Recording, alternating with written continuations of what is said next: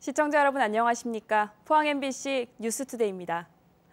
오늘은 추위와 함께 미세먼지가 기승입니다. 또 저녁부터는 눈이나 비가 내리는 곳도 있다고 하는데요. 자세한 날씨 유아경 기상캐스터입니다.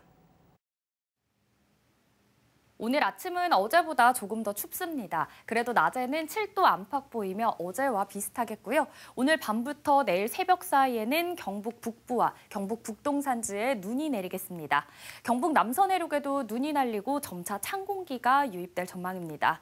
한편 어제 중국 북부와 내몽골에서 황사가 발원했는데요. 황사의 영향으로 오늘 대구의 미세먼지 농도 나쁨, 경북도 보통에서 나쁨 수준 예상됩니다. KF80 이상의 마스크를 착용해 미세먼지 대비 잘하셔야겠습니다. 우리 지역 내일까지 대체로 구름 많은 날씨 보이겠고요. 오늘 아침 기온 살펴보시면 대구 영하 4도, 안동 영하 9도, 포항도 영하 1도로 어제보다는 조금 내려갔습니다. 낮에는 대구의 기온 오늘 6도, 안동 5도, 포항 7도로 평년과 비슷하겠습니다. 내일 낮부터 다시 대부분 지역에서 찬바람이 강하게 불겠고요. 기온도 큰 폭으로 떨어질 전망입니다. 당분간 대체로 맑은 가운데 가끔 구름만 많겠습니다. 다음 주 화요일부터는 다시 영하 10도 이하의 강력한 한파가 기승을 부릴 전망입니다. 날씨였습니다. 2주간 미국 주요 도시 혁신 현장을 둘러본 포항시 방문단이 귀국 직후 영일만밸리 구상을 발표했습니다. 포항에 미국의 실리콘밸리, 수도권의 판교밸리와 견줄 수 있는 혁신 신산업, 스마트업 거점을 만들어서 비수도권의 새로운 희망을 제시하겠다는 겁니다. 이규설 기자가 보도합니다. 포항시 대표단은 먼저 미국 라스베이거스에 들러 전 세계 최첨단 기술의 경연장인 소비자 가전 박람회 CES를 둘러봤고 이어 쇠락항 철강 도시였다가 산업 대전환에 성공한 피츠버그, 마지막으로 세계적인 바이오 클러스터로 성장한 샌디에고를 방문했습니다. 현지에서 정책 결정자 및 기업인들과 직접 부딪혀보고 고심 끝에 나온 아이디어가 바로 영일만밸리 구상입니다. 미국 샌디에고를 모델로 포항을 혁신 신산업과 스타트업 거점으로 만들겠다는 겁니다. 하고 있는 여러 가지 사업들을 잘 조합을 해서 영일만밸리를 꼭 성공시키겠다. 이게 제가 갔다 온 그 핵심입니다. 포스텍과 한동대라는 거점 대학이 있고 충분한 연구개발 인프라가 갖춰져 있지만 비수도권에서 벤처밸리 구축이 결실을 보려면 무엇보다 충분한 연구비 지원이 필요합니다. 카네기 멜론 대학은 철광항 앤드류 카네기와 피츠버그 기업들의 릴레이 기부에 힘입어 세계적인 연구 중심 대학으로 성장할 수 있었습니다. 글로벌 스타트업을 육성하는 혁신의 현장을 둘러보고 내린 결론은 이런 문화가 지역에 정착돼야 도전 정신을 가진 청년들을 포항으로 불러 모을 수 있다는 것입니다. 특히 피츠버그가 그게 굉장히 잘 돼 있는 것 같더라고요. 그런 것들이 도시를 새롭게 변모시키는데 하나의 큰 역할, 동기부여, 기반이 되는 겁니다. 포항의 기업들은 2023 CES에서 혁신상을 잇따라 수상하며 가능성을 보였지만 포항의 스타트업 생태계는 아직 걸음마 단계를 벗어나지 못했습니다. 판교를 뛰어넘는 세계적인 영일만밸리를 만들겠다는 구상이 찻잔 속의 태풍에 그치지 않으려면 지역 전체가 힘을 모아야 합니다. MBC 뉴스 이규설입니다. 경주시가 경상북도와 추진한 신경주 역세권 개발을 위한 부지 조성 사업이 11년 만에 마무리됐습니다. 부지는 경주시 건천읍 화천리 일대 53만여 제곱미터로 공공청사와 학교, 녹지시설이 들어설 예정입니다. 경주시는 신경주역 주변에 복합환승센터를 건립하고 양성자 가속기 확장과 소형 모듈 원전 국가산당 조성 등 융복합 신도시를 조성할 계획입니다. 선물 수요가 늘어나는 설 명절을 앞두고 친환경 포장이 주목을 받고 있습니다. 쓰레기 배출을 최소화하자는 제로웨이스트에 소비자들의 인식이 높아지면서 대형마트와 생산지에서도 이전과는 다른 새로운 포장이 많이 보입니다. 장미쁨 기자입니다. 포항 대형마트의 선물 세트 진열대입니다. 실과 종이로 만든 선물 가방이 눈에 띕니다. 재활용이 불가능한 부직포를 대체하는 포장 가방인데 내구성이 일반 종이보다 뛰어나고 분리배출이 쉽습니다. 플라스틱을 사용하던 충전재나 손잡이도 모두 종이로 바꿨습니다. 고객들은 이제 가벼워하시고 이제 사가시는 것도 그런 것들 꼼꼼히 확인하시는 분들도 많이 계세요. 스티로폼 같은 경우에는 이제 버리기도 힘들잖아요. 아무래도 그렇기 때문에 그런 쪽으로 많이들 확인을 하시고 사가십니다. 수산물 포장도 스티로폼이 아닌 두꺼운 종이를 사용했고 콩기름 잉크도 쉽게 찾아볼 수 있습니다. 불가피하게 플라스틱을 사용하는 경우에는 분리배출을 위해 재질을 명시해 놓았습니다. 일부 우려와는 달리 친환경 포장재를 바라보는 소비자들의 반응도 긍정적입니다. 비닐류가 또 많이들 좀 오더라고요. 근데 또 비닐은 아무래도 환경이 안 좋다 보니까 그런 거를 좀 보완하는 종이 포장재를 좀 많이 썼으면 좋겠고 과대 포장은 안 했으면 좋겠어요. 생산지의 포장 방식도 이전과는 많이 달라졌습니다. 불필요한 장식띠를 없애고 화려한 포장지도 모두 사라졌습니다. 콩기름 잉크와 종이 상자를 사용했고 일회용품은 운송 충격을 흡수하는 완충 캔만 남겼습니다. 상자 제작 규격이 바뀌어서 예전보다 2-3cm 더 높이를 낮게 제작이 되어서 예전보다는 그렇게 속 포장재가 화려하게 많이 들어가지 못하도록 그렇게 규제를 강화하고 있습니다. 탄소 중립과 가치 소비에 대한 인식이 확산됨에 따라 포장재를 줄이기 위한 제조사와 유통사의 참여가 높아지고 있습니다. MBC 뉴스 장미쁨입니다.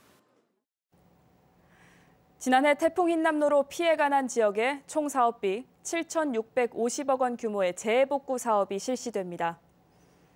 올해는 포항시와 경주시 등 9개 시군 14개 지구에 먼저 420억 원을 투입해 하수관로 확대와 빗물 펌프장 설치 등 시설 신규 설치와 개보수가 진행될 예정입니다. 특히 포항철강공단 저지대 침수 지역은 하수도 정비 중점 관리 지역으로 우선 선정돼 설계비 8억여 원을 투입할 예정입니다. 경북의 농업 대전환을 이끌 세계 원예센터 한국사무소가 상주에 설립됐습니다. 국내 최대 규모의 스마트팜 혁신밸리로 거듭나고 있는 상주시. 앞으로 스마트 농업의 전진기지 역할을 맡게 될지 기대됩니다. 김경철 기자입니다. 서울에 살던 32살 강태영 씨는 2년 전 상주로 귀농했습니다. 전국 최대 규모의 스마트팜 혁신밸리가 있는 상주에서 스마트 농업 전문 교육을 받기 위해서입니다. 지금의 농업 방식이 앞으로도 계속 지속할 수 있는 그런 지속 가능한 방식은 아니라고 생각하거든요. 그런 변화의 기회에서 저희 같은 청년 농업인들이 또 성장할 수 있는 그런 장이 만들어지는 것 같습니다. 귀농한 청년 농부 8명이 함께 스마트팜에서 방울토마토를 재배하고 있는데 일반적인 재배 방식보다 생산량은 50% 이상 증가한 반면 물과 비료에 드는 비용은 80%가량 줄였습니다. 현재 바깥의 온도는 영상 3도이지만 스마트팜 내부 온도는 23도입니다. 환경 제어 시스템이 자동적으로 실내 적정한 온도를 유지시켜주는 겁니다. 세계 스마트 농업 시장 규모가 5년 전보다 2배 가까이 커질 걸로 예상되면서 우리나라도 스마트 농업으로의 전환을 서두르고 있습니다. 특히 농업 대전환을 도정 핵심 목표로 내건 경상북도는 시설농업 종주국 네덜란드의 세계 원예센터 한국사무소를 경북대 상주 캠퍼스에 설립하고 상주를 스마트 농업 전진기지로 만들겠다는 구상입니다. 네덜란드의 그 선진 농업을 우리가 배우는 계기가 되리라 생각합니다. 그래서 경상북도의 농업 대전환을 네덜란드 형태로 바꾸는 계기가 되리라 생각하고 네덜란드 세계 원예센터는 세계 스마트 농업 관련 연구와 교육을 선도하는 기관인데 앞으로 상주에서 스마트팜 전문 인력 양성에 나설 예정입니다. Together, we can supercharge innovation for the food and flower industry. We are co-creating with companies, with students, with researchers, and with government. 오세훈 서울시장도 외가가 있는 상주를 찾아 경북의 농업 대전환에 서울시 차원에서 힘을 보태겠다고 밝혔습니다. 제 외가가 있는 상주에 꼭 찾아뵙고 제가 1호로 하고 싶었는데 조금 늦어졌습니다. 서울 청년들이 상주를 비롯한 경북에 농업 기업인으로 참여하는 방안을 검토하는 등 서울과 경북 간 교류를 강화하기로 했습니다. 경상북도의 농업 대전환 계획이 상주에서 첫 발을 내디딘 가운데 문경 예천의 디지털 농업타운과 어떤 시너지를 낼지도 관심사로 떠올랐습니다. MBC 뉴스 김경철입니다. 농림축산식품부는 올해 기본형 공익직불금 신청을 다음 달 1일부터 받는다고 밝혔습니다. 공익직불금은 농업, 농촌의 공익기능을 증진하고 농업인 소득 안정을 위해 지급하는 보조금으로 비대면 신청은 2월 한 달간, 읍면 동사무소 직접 방문 신청은 3월 2일부터 4월 28일까지입니다. 직불금은 본인이 직접 경작하고 있는 농지에 대해 신청해야 하며 영농 폐기물 적정 관리와 영농 일지 작성, 마을 공동체 활동 등 17개 준수 사항을 이행하지 않을 경우엔 감액될 수 있습니다. 대구시가 오랫동안 저층 주거지역으로 관리해오던 대규모 단독주택지를 민간이 주도해 큰 구획으로 묶어 통개발하는 가이드라인을 제시했습니다. 그러나 부동산 시장이 어려운 상황이라 실현 가능성에 대한 지적이 나옵니다. 보도에 신병철 기자입니다. 대구 수성구 만천동과 범어동, 두산동, 황금동, 그리고 남구 대명동과 달서구 송현동, 북구 상격동 일대는 오랫동안 일종 일반 주거지역으로 묶여 있었습니다. 4층까지 건축만 허용돼 사실상 개발이 불가능했고 상업시설과 편의시설이 부족했습니다. 대구시는 지난해 5월 일반 주거지역의 종 상향이 가능하도록 지침을 바꿨는데 이번에는 큰 틀의 개발 가이드라인을 제시했습니다. 지금까지 필지 중심형 토지 구획에서 벗어나 20헥타르 안팎의 면적, 그러니까 4,000명 정도가 살 수 있는 면적 단위로 개발할 것을 제안했습니다. 과거 1970년대 토지구획 정리 사업으로 형성된 필지 단위 단독주택지에서 공동주택, 복합개발 등 다양한 주거 유형이 입주될 수 있도록 단지 단위의 토지 이용 계획으로 전환하고자 합니다. 대명지구는 앞산에서 두류공원으로 연결되는 녹지를 확보하고 카페 골목과 안진항 곱창 골목을 특화하는 방향으로 개발합니다. 범어지구는 야식골 공원에서 동촌 유원지로 이어지는 녹지축을 두고 제2작전사령부와 법원, 검찰청 후적지와 연계해 개발합니다. 황금동 일대의 수성지구는 드랑길 주변에 낮은 건물을 배치하고 주변으로 갈수록 고층이 들어서게 하고 상격지구는 부족한 도시기반 시설을 확충해 안정된 주거 여건을 조성합니다. 계획 단계부터 적정 수준의 밀도 관리와 기반 시설 계획을 공유함으로써 속도감 있는 행정 절차 추진 및 공급성과 사업성을 동시에 도모할 수 있을 것으로 기대됩니다. 하지만 큰 구획 단위의 개발은 결국 기존과 같은 아파트 단지 중심 개발로 흐르기 쉽습니다.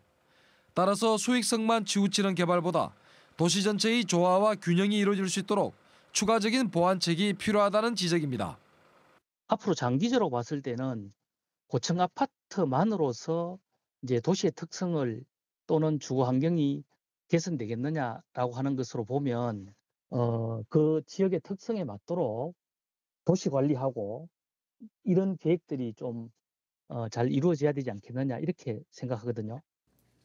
부동산 경기가 꽁꽁 얼어붙어 당분간은 가이드라인 적용 사례를 찾기 어려울 것이라는 전망도 나옵니다. MBC 뉴스 신병철입니다. 경주시 시설관리공단은 설 연휴 기간 모든 사적지와 오류 캠핑장, 토암산 자연휴양림을 정상 운영한다고 밝혔습니다. 체육시설인 국민체육센터와 북경주 체육문화센터는 운영하지 않고 나머지 시설은 설날 하루만 쉽니다. 연휴 동안 한복을 입고 입장하면 경주 사적지와 동궁원은 무료로 관람할 수 있습니다. 포항시는 설 연휴 기간 동안 관광택시 이용객을 대상으로 관광기념품 증정 이벤트를 진행합니다. 기념품은 포항의 명소를 담은 퍼즐과 마그넷 등 3가지로 구성돼 있고 관광택시를 이용하는 모든 관광객에게 제공합니다. 지난 2020년 10월에 출범한 포항 관광택시는 경험 많은 택시기사가 포항의 관광지를 추천하고 또 해설해주는 서비스를 제공합니다. 설 명절을 앞두고 포항 지역 기업들의 자금 사정이 지난해와 비슷하거나 더 어려운 것으로 조사됐습니다. 포항상공회의소가 지역 84개사를 대상으로 설 명절 자금 사정을 물었더니 64.3%가 지난해 하반기와 비슷하다고 답변했고 23.8%가 더 어렵다고 밝혔습니다. 지난해보다 더 나아졌다고 답한 기업은 11.9%에 불과했습니다. 자금 사정이 어려운 이유는 제조 원가 상승, 매출 감소, 자금 회전 부진 등으로 조사됐습니다.